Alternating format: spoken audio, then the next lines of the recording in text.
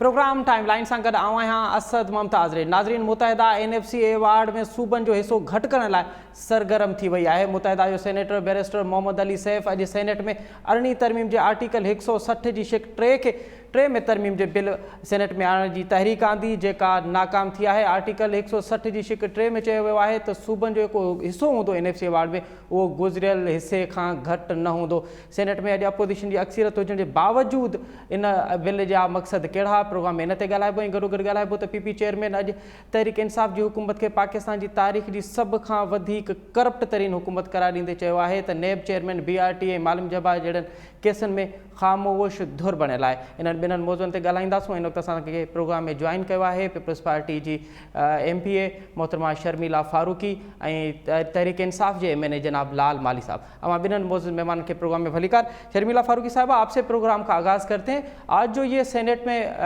तरमीम का बिल पेश करने की कोशिश की गई, MQM के सेनेटर ने ये ये तहरीक लाने की कोशिश की गई, सबसे पहले बताइए कि इस कैसे देख रही हैं आप इस बिल को और इस तरमीम जो आज लाने की कोशिश की गई? जी बहुत शुक्रिया असद साहब। जी देखिए, ये जो पाकिस्तान तहरीक इंसाफ की हुकूमत है और जो इनके इत्तेहादी हैं, ये वो तमाम इक़दामात उठा रहे हैं जो अवाम और पाकिस्तान दुश्मन है। अच्छा। और इतनी अफसोसनाक बात है कि एक वफाक होता है, वो सूबों को मजबूत करता है ताकि एक मुस्तहकम वफाक सामने आए। यहाँ पर हो क्या रहा है, ये चाहते हैं कि सूबे कमजोर हों और सूबों को कमजोर करके एक बादशाह की तरह उन पे हुक्मरानी की जाए। सूबों के जो रिसोर्सेज हैं उनको जब्त किया जाए, सूबों को इस हद तक ले आया जाए कि जो वफाक कहे वो सूबे माने। देखिए, आसिफ अली जरदारी साहब जब सदर मुमलिकत थे तो वो 18वीं तरमीम लेकर आए और उस वक्त आपको याद होगा कि 18वीं तरमीम से पहले सदर मुमलिकत के पास तमाम अख्तियारात थे, लेकिन वो अख्तियारात 18वीं तरमीम के जरिए आवाम तक मुंतकिल हुए, पार्लिमान तक मुंतकिल हुए, वजीर आजम को गए और उसके बाद सूबों को वसाइल भी मिले, सूबे मजबूत भी हुए। और आसिफ अली जरदारी साहब के वक्त में आपको याद होगा कि मुत्तफिका तौर पे NFC अवार्ड भी आया था। और उस अवार्ड के अंदर तमाम सूबों को मल्टीपल जो फैक्टर्स थे उनके ऊपर, ना सिर्फ पॉपुलेशन के ऊपर, रिसोर्सेज दिए गए। और उसके बाद सूबों के पास इतने अख्तियार थे और इतने वसाइल थे कि वो अपनी ग्राउंड रियलिटीज देके अपने मसाइल के मुताबिक अपनी जो है वो तरक्याती काम शुरू कर सकें। लेकिन ये हुकूमत, आपको याद होगा कि ये पिछले कई अरसे से 18वीं तरमीम के खिलाफ थी, बातें कर रही थी। हालांकि इनको मालूम होना चाहिए कि 18वीं तरमीम वो तरमीम है जिससे खुद वजीर आजम जो है वो ताकतवर बने। बिल्कुल सही। लेकिन इन्होंने पिछले दिनों आपको याद होगा कि एक गैर आईनी तरीके से एक गैर आईनी NFC अवार्ड का नोटिफिकेशन जारी किया, जिसमें ये भी कहा गया कि जनाब अगर वफाक की जो इदारे हैं जो नुकसान बर्दाश्त कर रहे हैं और जो लॉस मेकिंग एंटरप्राइजेज हैं, उसका भी बोझ तमाम सूबे जो हैं वो बर्दाश्त करेंगे। मतलब NFC अवार्ड वो है जहां पर जो आपके जो रेवेन्यू होती है वो रेवेन्यू डिवाइड होता है सूबों के दरमियान, इसके अलावा और कोई मैंडेट नहीं है। लेकिन ये जो हुकूमत है ना, ये सारे ये कोशिश करते हैं कि किसी न किसी तरीके से सूबों के अख्तियारात भी जब्त करें, सूबों के रिसोर्सेज भी जब्त करें। जैसे पिछले दिनों आपको मालूम होगा कि FBR ने गैर कानूनी तौर पर 8 अरब रुपए सिंध हुकूमत के अकाउंट में से काट लिए थे। इसीलिए हमने कहा कि हम आपके टैक्स कलेक्शन नहीं करेंगे, आप हमारे पहले 8 अरब रुपए वापस करें। तो न जाने इनकी क्या मंतक है और ये क्या चाह रहे हैं, क्योंकि वैसे इनकी जितनी भी पॉलिसीज हैं, पहली बात तो ये है कि ना इनकी कोई मुआशी पॉलिसी है ना कोई खारजा पॉलिसी है, लेकिन जो अंदरून इनकी जो मामलात हैं वो भी इस कदर गासिब हैं। अच्छा शर्मिला फारूकी साहबा, काम करते हैं। जी शर्मिला फारूकी साहब, अब तक तो हमने देखा कि PTI इस 18वीं तरमीम की मुखालफत भी कर रही थी और उनका मौक़िफ़ भी बड़ा क्लियर था कि NFC जो है वो, खुद वज़ीर आज़म ने कहा था कि NFC जो है वो नाकाबिल कबूल है और वो जो है वो प्रैक्टिस में नहीं, मुमकिन ही नहीं है NFC पे। अब MQM खुल के सामने आ रही है, आखिर MQM को इस तमाम तर में ज़रूरत क्यों पड़ी कि उसका क्या मसला है कि वो सूबों का हिस्सा क्यों कम करना चाहती है? आपकी कोई बातचीत, क्योंकि माजी में MQM भी इस 18वीं तरमीम पास करने में उनका भी किरदार रहा है, वो बिल्कुल हिस्सा रही हैं इस तमाम तर सूरत हाल में। ये 18वीं तरमीम जो है वो उस वक्त पास हुई है और मुत्तफिका तौर पे पास हुई, उसमें मुत्तहदा कौमी मूवमेंट भी बैठी थी और बड़ी डिलिब्रेशन हुई हैं, 100 से ज्यादा मीटिंग्स हुई हैं उसकी, और उसके बाद जाके हर एक शिक के ऊपर बातचीत हुई है और डिस्कशन हुआ, फिर ये तरमीम आई है। ठीक है, ये मसला तो MQM अकेली नहीं है ना, MQM की इत्तेहादी है और MQM वही काम करेगी जो उनको हुकूमत में रखे, जिसमें उनको फायदा हो। और आपने देखा है माजी में भी MQM ऐसी बात करती रही है जिससे ये तासुर मिलता है कि वो सिंध के सच्चे जो है चाहने वाले नहीं हैं और ना ही सूबों की जो खुद मुख्तारी है उसके चाहने वाले हैं। आप देखें ना, और PTI की तो मेरा ख्याल है कि कोई अखलाकियात ही नहीं बाकी कि वो उनके साथ बैठी है जो बल्दिया फैक्ट्री के 300 से ज्यादा मजलूम लोगों को जिंदा जलाने वाले कातिल हैं और उनसे कोई पूछताछ हुई है या किसी ने पूछा है उनसे? जहरा शाहिद इनकी बहुत पुरानी कारकुन थी जिसको साबित हो चुका है, जो जिनको सजा हुई है कि वो MQM के लोग थे और उन्होंने ये कहा था कि जनाब हम तो यहाँ दहशत फैलाने के लिए हमने इसको कत्ल किया है। तो आज वो जहरा शाहिद के कातलों के साथ बैठे, आप उनसे क्या एक्सपेक्ट कर सकते हैं?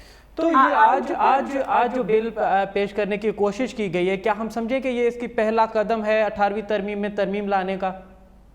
ये इनकी ख्वाहिश हो सकती है लेकिन इनके लिए मुमकिन नहीं होगा। पहली बात तो ये है कि इनकी सेनेट के अंदर अक्सरियत नहीं है। दूसरी बात ये है कि वफाक में पार्लियामेंट के अंदर अगर ये कोशिश भी कर लें तो ये बहुत मुश्किल और बड़ा एक तवील झगड़ा चलेगा जिसमें जाहिर बात है कि फिर नंबर सामने आएंगे कि कौन कितने नंबर्स के साथ जो है इसको डिफीट करता है। और मैं नहीं समझती कि चाहे इनकी हुकूमत पंजाब में या खैबर पख्तूनख्वा में, बलूचिस्तान में हो, कोई भी सूबा अपने खुद मुख्तारी के ऊपर ज़रब लाने देगा या अपने रिसोर्सेज के ऊपर ज़रब लाने देगा, क्योंकि देखिए इनका काम, इस हुकूमत का काम सिर्फ और सिर्फ ये है कि आवाम से आटा भी छीन लो, चीनी भी छीन लो, पेट्रोल भी छीन लो, दवाइयाँ भी छीन लो, गैस भी छीन लो, बिजली भी छीन लो। अब अगर ये सूबों के इख्तियारात भी छीन लेंगे और उनके रिसोर्सेज भी छीन लेंगे तो आवाम बेचारी कहाँ जाएगी? ठीक वैसे ही वो घुटनों पे आ गए। ठीक है। लाल माली साहब, अॼु PP चेयरमैन बिलावल भुट्टो ज़रदारी चयो आहे त तहरीक इंसाफ़ जी हिन वक़्त ताईं जेका हुकूमत आहे उहा पाकिस्तान जी तारीख़ जी करप्ट तरीन हुकूमत आहे।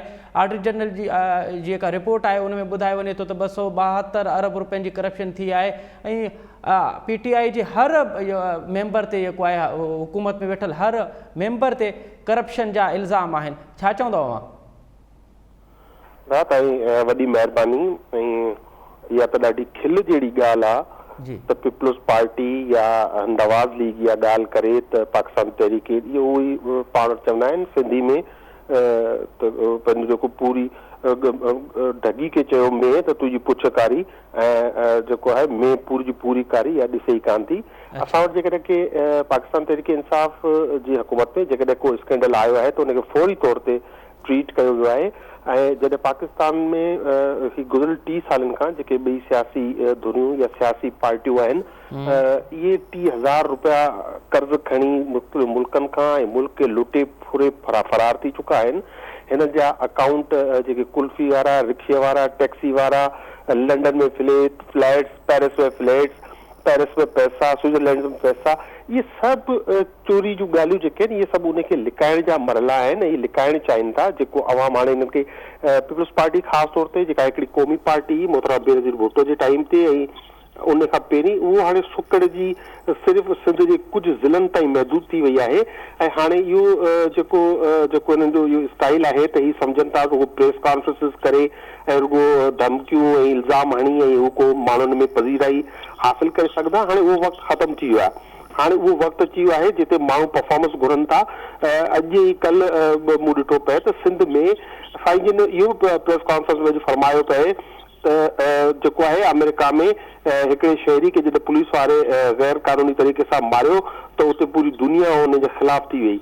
त पोइ सिंध में तव्हां ॾिसो त 90 माण्हू हिन वक़्त ताईं जेके अगवा थियल आहिनि ऐं जिन जो को ॾस पतो कोन्हे, भुंग घुरी पई वञे उन लाइ इहो रिपोर्ट थिए पियो टीवी चैनल्स ते, उहो हिन जे ज़हन में गुमान में कोन्हे त छा थी रहियो आहे। सिंध में माण्हू जेके आहिनि परेशान आहिनि, माण्हुनि खां ज़्यादतियूं थी रहियूं आहिनि। पंहिंजी उन सॼी बैड गवर्नेंस ऐं जेका नालाइकियूं आहिनि उन खे जेको लिकाइण लाइ अहिड़े क़िस्म जूं ॻाल्हियूं करे रहिया आहिनि ऐं इन सां उन ते को फ़र्क़ु कोन थो पए पाकिस्तान तहरीके इंसाफ़ जी हुकूमत खे। पाकिस्तान तहरीके इंसाफ़ जी हुकूमत हाणे अहिड़े क़िस्म जे इल्ज़ामनि ऐं अहिड़े क़िस्म जी प्रेस कॉन्फ्रेंसिस खे को सीरियस बि नथी वठे, छाकाणि त हिननि जो हिकिड़ो इहो इलाक़ाई जमायतूं आहिनि ऐं उन्हनि जो को एॾो असर न पियो पए पाकिस्तान तहरीके इंसाफ़ ते। ठीक है शर्मिला फारूकी साहबा, लाल माली साहब कह रहे हैं कि आज जो पीपी चेयरमैन बिलावल भुट्टो की प्रेस कॉन्फ्रेंस थी, दरहकीकत वो जो अब तक सूबे में वो गवर्नेंस के मामलात हैं या दीगर मामलात हैं उनको कवर करने के लिए उन्होंने इल्ज़ाम लगाया है कि तहरीके इंसाफ की जो हुकूमत है वो पाकिस्तान की सबसे करप्ट तरीन हुकूमत है।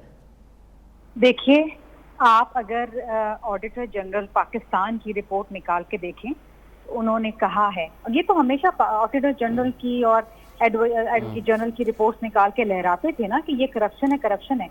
आज जब उनके ऊपर पर्चा कटा है 270 अरब रुपए का, तो फिर ये क्यों डर रहे हैं, इसको क्यों झुटला रहे हैं? 270 बिलियन ऑडिटर जनरल की रिपोर्ट है कि 40 से ज्यादा महकमों के अंदर करप्शन है और खुर्द-बुर्द है। इसके ऊपर इनके पास कोई जवाब नहीं है। मसला पता है क्या होता है? मसला ये होता है कि हम तो चलो पुराने पाकिस्तान से, हमें कहा गया था कि जी आप पुराने पाकिस्तान से हैं, आपने अच्छे काम नहीं किए, आपको अवाम ने रद्द कर दिया। आपको तो लोगों ने वोट दे के लेकर आए, 2 साल से आपने क्या किया? पेशावर की BRT जिसके ऊपर ये साबित हो चुका है कि उस जिस कॉन्ट्रैक्टर की मद में आपने जो ठेका दिया था उसमें 7 अरब रुपए का उसमें घपला है, उसी कंपनी को आपने मजीद 3 वफाक के प्रोजेक्ट दे दिए। वो ब्लैक लिस्टेड कंपनी है। ये करप्शन नहीं है तो और क्या है? प्राइम मिनिस्टर साहब बैठते हैं NEC के अंदर और एक्सपोर्ट की, चीनी के एक्सपोर्ट की इजाजत देते हैं, ठीक है जी। चीनी एक्सपोर्ट होती है, आम मार्केट के अंदर चीनी के पैसे बढ़ जाते हैं, अवाम के ऊपर 300 अरब रुपए का टीका लगता है। ये करप्शन नहीं है तो और क्या है? जिसने कौम को लूटा वो आज लंदन में जहांगीर तरीन बैठा हुआ है। ये करप्शन नहीं तो और क्या है? खुसरो बख्तियार को उससे बड़ी वजारत दे दी जाती है। ये करप्शन नहीं तो और क्या है? वजीर हवाबाजी की खुद की डिग्री जो है वो जाली है। पंजाब की फॉरेंसिक इंस्टीट्यूट ने रिपोर्ट दी हुई है और वो खड़े होकर असेंबली के अंदर कहते हैं कि जी हमारे जो पायलट्स हैं उनकी डिग्री मशकूक है। ये करप्शन नहीं तो और क्या है? FBR अपने टारगेट्स अचीव करने के लिए फेल हो जाती है। पिछले 2 सालों से पाकिस्तान की तारीख में कभी ऐसा नहीं हुआ, लेकिन आप फिर अपनी मनपसंद कंपनियों को टैक्स रिफंड भी दे रहे हैं, टैक्स रिबेट भी दे रहे हैं। ये करप्शन नहीं है तो और क्या है? जी शर्मिला फारूकी साहबा, लेकिन लाल माली साहब कह रहे हैं कि इनसे गवर्नेंस के मामलात इनसे बेहतर नहीं हो रहे। सिंध के लोग आज भी उठाए जाते हैं, वो अगवा किए जाते हैं और अगवा बराए तावान 90 लोग, उन्होंने कहा है कि 90 लोग सिंध के शहरी आज भी गुम हैं और दीगर मामलात हैं। लेकिन ये सब कवर करने के लिए बिलावल साहब सिर्फ इल्ज़ाम ही लगाते रहे हैं और इसमें कोई सदाकत नहीं है। ये सिंध के अंदर पिछले कई अरसे के अंदर जो अगवा बराए तावान के केस हैं या जो स्ट्रीट क्राइम है या जो किडनैपिंग को रैंसम है, वो जो भी आप क्राइम जो होते हैं तमाम सूबों के अंदर हैं, वो कम हुए हैं। हमें छुपाने की जरूरत नहीं है। अच्छा। या हमें बताने की भी जरूरत नहीं है। ये अवाम के सामने है। अच्छा। ये तमाम सूबों में जो इस वक्त एजुकेशन का हाल है या जो सेहत में के शोबे में जो हाल है, ये सबके सामने है। ये हमें कहते थे कि जी वैक्सीन नहीं है, कुत्ते के काटने की दवाई नहीं है। आपको पता है पंजाब के 80% अस्पतालों के अंदर रेबीज की वैक्सीनेशन नहीं है। ये इनके महकमों की रिपोर्ट है, हमारी नहीं है। पाकिस्तान ब्यूरो स्टैटिस्टिक्स क्या कहता है कि जनवरी 2019 से लेके जनवरी 2020 तक 10 लाख लोग अपनी नौकरियां खो बैठे हैं और मजीद 80 लाख लोग जो हैं वो पॉवर्टी लाइन से नीचे आ चुके हैं। इसका मतलब ये है कि जो आपने वादा किया था 1 करोड़ नौकरियां देने का, वो आपने 1 करोड़ लोगों को तो बेरोजगार कर दिया है। ये पाकिस्तान ब्यूरो स्टैटिस्टिक्स की रिपोर्ट है, ये सिंध की बनाई हुई रिपोर्ट नहीं है। ये सिर्फ ऑडिटर जनरल की रिपोर्ट देख लें, ये देख लें स्टेट बैंक ऑफ पाकिस्तान की रिपोर्ट और ये देख लें पाकिस्तान ब्यूरो स्टैटिस्टिक्स की रिपोर्ट और इकोनॉमिक सर्वे देख लें जो इन्होंने खुद बनाया है। उसमें जो फिगर्स देख लें, इनको उसके बाद भी अगर शर्म नहीं आती اور اس کے بعد بھی اگر یہ بات کرنے کے لیے اگر کہیں ان کا کچھ ضمیر میں کچھ رہتا ہے تو پھر میں سمجھتی ہوں کہ اتنا ڈھیٹ پن یا اتنی ہٹ درمی تو شاید ہی کسی کے اندر ہو. ہمیں کچھ کہنے کی ضرورت نہیں ہے, یہ رپورٹیں آپ کی بنائی ہوئی ہیں, ان میں تمام وہ فگرز موجود ہیں جو آپ کو شرمندہ کرنے کے لیے کافی ہیں. ٹھیک ہے لال مالی صاحب, شرمیلا فاروقی صاحبہ چوے پئی त یہ کہ ऑडिट जनरल जी रिपोर्ट आहे या ये कि ॿियूं रिपोर्टूं आहिनि इन्हनि जी हुकूमतियूं ठहियल आहिनि, हाणे हिन खे जवाब बि इन्हनि खे ई ॾियणो पवंदो. ऐं ॿियो त हे को BRT वारो मामिलो आहे या मालिम जबा वारो मामिलो आहे, हिन ते ॼण नैब बिल्कुलु ख़ामोश आहे, कंहिं क़िस्म जी का कार्रवाई न पई थिए, जंहिंजो त ज़िक्र अॼु बिलावल भुट्टो पंहिंजी प्रेस कॉन्फ्रेंस में बि कयो. ॾिसो जेके ॻाल्हियूं साम्हूं अची रहियूं आहिनि ऐं जेका शर्मिला फारूकी साहिबा जेको ॻाल्हियूं करे रही आहे, मूं तव्हांखे पहिरीं बि चयो त अॼु जेका प्रेस कॉन्फ्रेंस थी आहे उनजो सिर्फ़ु हिकिड़ो वाहिद मक़सदु हुयो, जेको ही अकाउंट्स जी ॻाल्हि करे पई ऐं जेको अटॉर्नी अकाउंट्स में फॉल्ट जो अहिड़ी का ॻाल्हि कान्हे का, इहो रूटीन जूं कुझु शयूं हूंदियूं आहिनि जंहिंजो प्रॉपर अप्रूवल थींदी आहे त पोइ उहो रेक्टिफाई थी वेंदियूं आहिनि शयूं. अच्छा माना हे एक ऑडिट जनरल जी रिपोर्ट आहे 272 रुपए जी, वो रूटीन जी रिपोर्ट आहे. जिन मामलनि ते ॻाल्हायो आहे ख़ासि तौर ते हुननि चयो आहे त असांखे जेकॾहिं हुननि खे तकलीफ़ आहे इन्हनि खे एॾी सारी हिन हुकूमत मां त असीं हिननि खे चवंदा रहिया आहियूं त तव्हां धरणो हणो, तव्हां एहतजाज करियो, असीं तव्हांखे कंटेनर प्रोवाइड कंदासीं, तव्हां मुर्ची करियो. ही हिननि वटि का इख़्लाक़ी जवाज़, हिननि वटि कोई इख़्लाक़ी क़ुवत, हिन वटि इख़्लाक़ी सबब मौजूद ई न आहिनि जो ही करप्शन ते ॻाल्हाइनि. करप्शन त ही त अञा ॾिसो उहे माण्हू करप्शन ते पिया ॻाल्हाइनि जिन सॼो मुल्क लुटे, जिन ते कमीशनूं ठहियूं. ऐं हींअर अॼोकी तारीख़ में बि जेसिताईं मूंखे ख़बर आहे त हिननि जो जेको कराची में जेको बंगलो आहे उहो करप्शन जी पैसनि मां ठाहियो वियो आहे. ऐं जेका आहे नैब, इहो नैब अदालत खां इजाज़त घुरी आहे त उन बंगले खे सील कयो वञे. ख़ुदारा त पाकिस्तान सां एॾियूं ज़्यादतियूं कयूं आहिनि, हाणे उनजो कुफारो अदा करण जो टाइम आहे. तव्हांजे ख़िलाफ़ उज़ैर बलोच जो सोच वठ जो बयानु अची वियो आहे, तव्हांजे ख़िलाफ़ जेको आहे सोच पंहिंजो तव्हांजे ख़िलाफ़ अची वई आहे.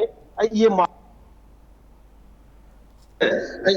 जेकॾहिं सम्झनि था त को इल्ज़ामबाज़ी करे जेका आहे वधीक चेरो रही सघिजे थो सियासी मैदान में, तो ये हाणे तमाम मुश्किल अमल है. अच्छा शर्मिला फारूकी साहबा, लाल माली साहब कह रहे हैं कि अगर इनको इतना ही मसला हो रहा है हमारी करप्शन की वजह से तो ये फिर एजिटेशन में क्यों नहीं जाते, और ये एजिटेशन में इसलिए भी नहीं जाते क्योंकि इखलाकी तौर पे इनके पास कोई जवाज़ नहीं है, ये मुकम्मल खुद करप्ट है. और उन्होंने तो कहा कि नेब ने कहा है कि ये जो कराची का बंगला है आसिफ जरदारी का वो भी करप्शन के पैसों से लिया हुआ. देखिए अब बात ये ना, जब आपके पास जवाब नहीं होता तो फिर आप इस किस्म की बातें करते हैं कि जी आप एहतजाज कर लें, फला कर लें. एहतजाज तो हम कर रहे हैं, असेंबली में भी उठा रहे हैं, असेंबली के बाहर भी उठा रहे हैं, आप जवाब नहीं दे पा रहे हैं. मसला ये है कि आप जवाब नहीं दे पा रहे. FBR के जो चेयरमैन हैं वो 600 बिलियन के गैर कानूनी टैक्स रिफंड दे गए. कोई जवाबदेह है, ये जवाब दे सकते हैं? अच्छा. या एक तरफ FBR अपने टारगेट्स, अपने हदफ अचीव नहीं कर पा रही, दूसरी तरफ आपके चेयरमैन FBR जो है 600 बिलियन 600 बिलियन के गैर कानूनी टैक्स रिफंड दे गए. इनसे पूछे, असेंबली में पूछे तो ये जवाब नहीं देते ना, ये जवाब नहीं दे रहे हैं. और इनको कोई चीज अगर इनके पास जवाब नहीं होता, जो कि है नहीं इनके पास, मतलब पेट्रोल की किल्लत हुई, इन्होंने कमेटी बैठा दी. अच्छा जी, कमेटी ने क्या किया, उन्होंने 4 OMCs के ऊपर जुर्माना लगा दिया. रातों रात इन्होंने मुल्क की तारीख के अंदर रातों रात इन्होंने जितना बड़ा इन्होंने जंप लगाया पेट्रोल की कीमत में, और रातों रात जो है वो पेट्रोल मुहैया हो गया पेट्रोल पंप्स के ऊपर. आपने उन्हीं रिफाइनरीज को नवाज दिया जिन्होंने ये जखीरा अंदोजी की हुई थी. आप तो मिले हुए इनसे, आटा नहीं है पंजाब के अंदर, कोई आटा नहीं है. अब इनके पास जवाब नहीं होगा, कोई आटा ही नहीं है. 3 दिन पहले खुद इमरान खान साहब खुद अपने वजीरों को डांट चुके हैं और महकमों को डांट चुके हैं कि अपना किबला दुरुस्त कर लो, कोई परफॉर्मेंस दिखा दो. ये 2 साल में 3 दफा बोला है उन्होंने, लेकिन इनके पास जवाब नहीं है. अब इनके पास जवाब ये है कि जाएं एहतजाज कर लें, जाएं नैब के पास चले जाएं कर लें. इन्होंने पिछले साल क्या किया, इन्होंने अपनी हुकूमतों में क्या किया. भाई आप छोड़े ना, हम तो पुराने पाकिस्तान से, हमें रहने. आप बताएं आपने नए पाकिस्तान में 2 साल में क्या गुल खिलाएं.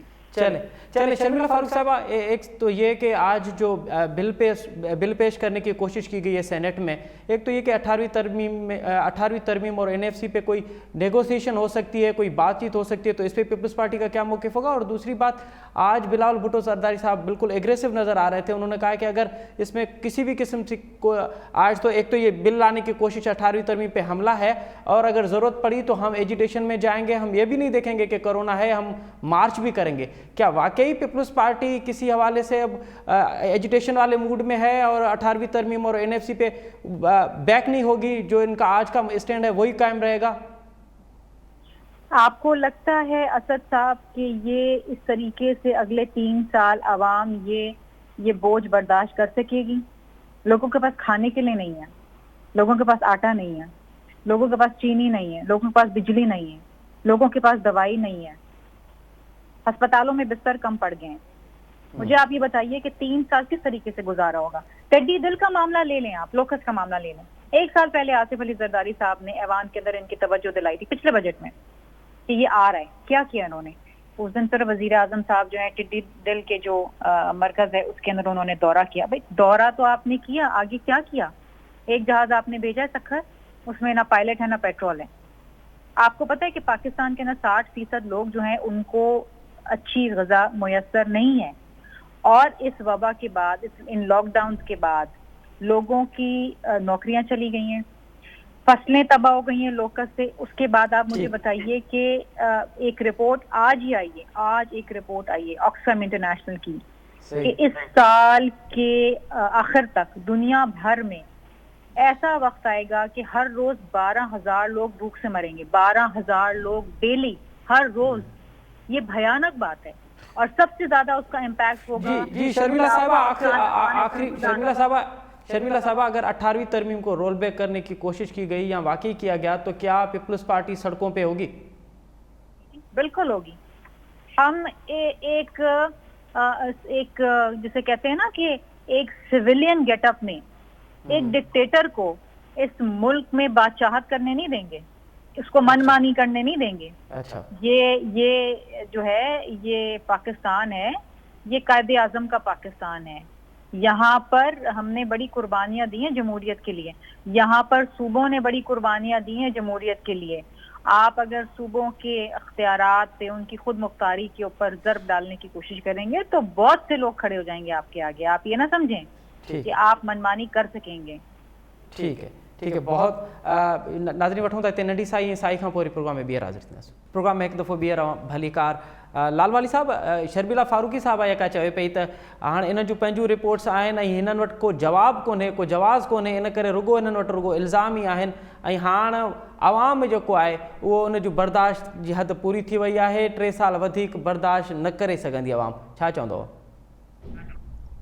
ॾिसो, ऐं तमामु मौज़ूब अंदाज़ में ॻाल्हाइणु चाहियां थो। तमामु शर्म जहिड़ी ॻाल्हि आहे, उहे माण्हू जेके हींअर कोविड में ग़रीबनि ऐं मिस्कीननि जो राशन विकिणी खाई विया, अरबे रुपयनि जो, करोड़े रुपयनि जूं दवाऊं लाड़काणे में विकिरो कयूं वियूं।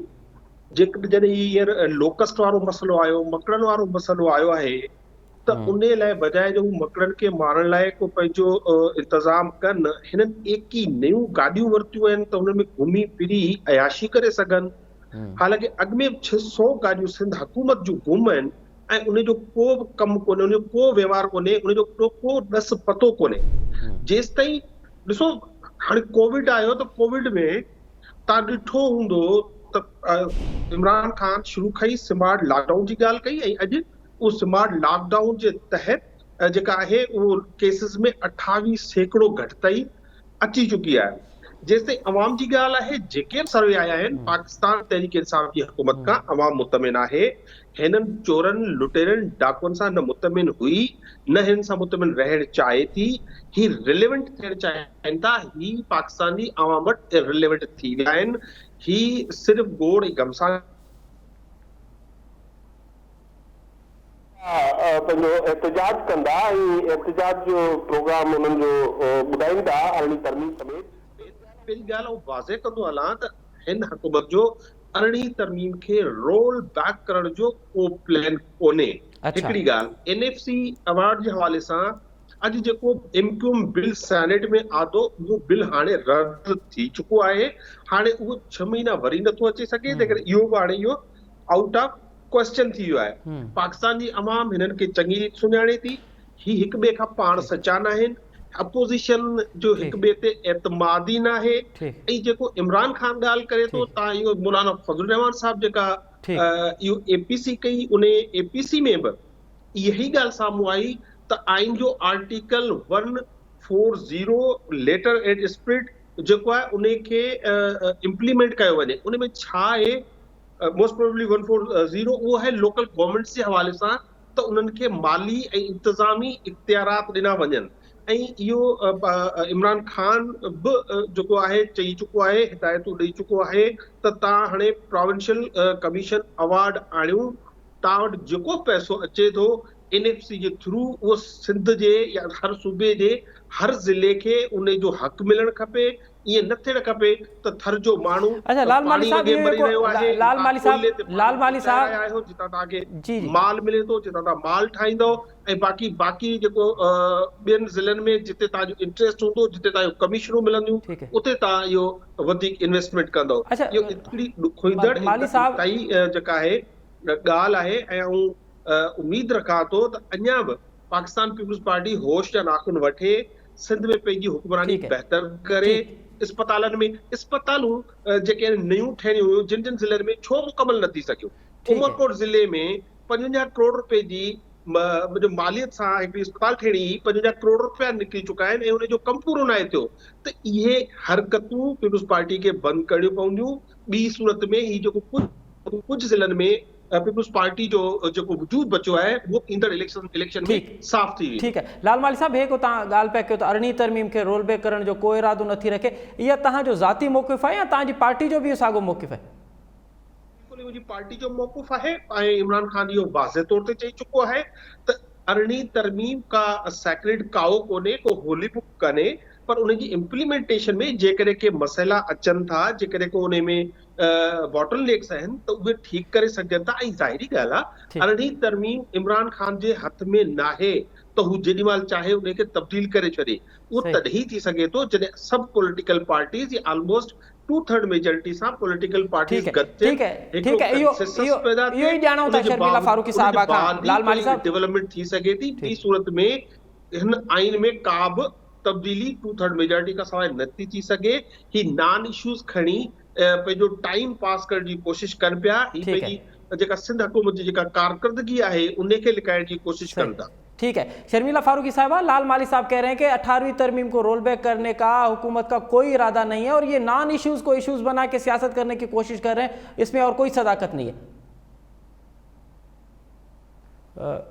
शर्मिला फारूकी साहबा, मेरा आवाज़ आप अच्छा असां शर्मिला फारूकी साहबा सां असांजो कम्युनिकेशन गैप थियो आहे। नाज़रीन, जीअं वरी असांजो कम्युनिकेशन गैप कम्युनिकेशन सां बहाल थी थिए त असां हिकु दफ़ो ॿीहर उनखे प्रोग्राम वठंदासूं। लाल माली साहब, अॼु जेको बिलावल भुट्टो ज़रदारी साहब चयो आहे त मालम जब्बा ऐं BRT मनसूबे ते ईअं थो लॻे त ॼण नैब जेका आहे उहा PTI जी करप्शन जी सहकारी आहे, छा चवंदो अवां? ॾिसो, बिलावल भुट्टो साहब अॼुकल्ह प्रेस कॉन्फ्रेंसिस करे पियो ऐं ॿियो सईद गनी साहब, मुर्ज़ा वाब साहब, हाणे हिन वटि कमु हिकिड़ो ई बचियो आहे प्रेस कॉन्फ्रेंसिस करण जो, यकीनी तौर ते कनि। पर हुननि खे अर्ज़ु कंदुसि त जेका नेब आहे इहा पाकिस्तान तहरीक इंसाफ़ नाहे ठाही, हुनजो चेयरमैन पाकिस्तान तहरीक इंसाफ़ नाहे मुक़ररु कयो। नेब जो कानून मुशर्रफ जे दौर में आयो, जिन खे हिननि पाण जेका आहे सलामी ॾेई मुल्क खां ॿाहिरि मोकिलियो पीपुल्स पार्टी। ऐं हाणे जेको चेयरमैन जो मौजूदा नेब चेयरमैन जेका आहे, नेब जो जेको चेयरमैन आहे इहो पीपुल्स पार्टी ऐं नवाज़ लीग गॾिजी लॻायो आहे। पाकिस्तान तहरीक इंसाफ़ में ऐं अकाउंटेबिलिटी में यकीन रखे थी। जेकॾहिं हुननि वटि का बि अहिड़ो मवाद मौजूदु आहे, यकीनी तौर ते नेब उनखे प्रोसीड करे ऐं पाकिस्तान तहरीक इंसाफ़ खे हुन ते कोई एतिराज़ न हूंदो। पर बिलावल भुट्टो ज़रदारी साहब त इहो बि चए पियो त CM सिंध जेको आहे उहो कोविड जे इन माहौल में बि उहो रावलपिंडी ताईं पेशियूं थिए थो, उन्हनि जूं हाज़िरियूं थियनि थियूं पियूं, पर ॿिए पासे असां ॾिसूं था त मालम जबा वारो मामिलो हुजे, BRT वारो मामिलो हुजे या ॿिया के मामला आहिनि, उन ते कंहिं बि क़िस्म जी का कार्रवाई न पई थिए। इहे जेको कुझु थिए पियो उहो अपोज़िशन जे ख़िलाफ़ु थिए पियो, इन करे थिए पियो त अपोज़िशन खे हाणे हिरासत करिणो आहे, अपोज़िशन खे हाणे सोढ़ो करिणो आहे त जीअं ॿिया मामला सिधा थियनि।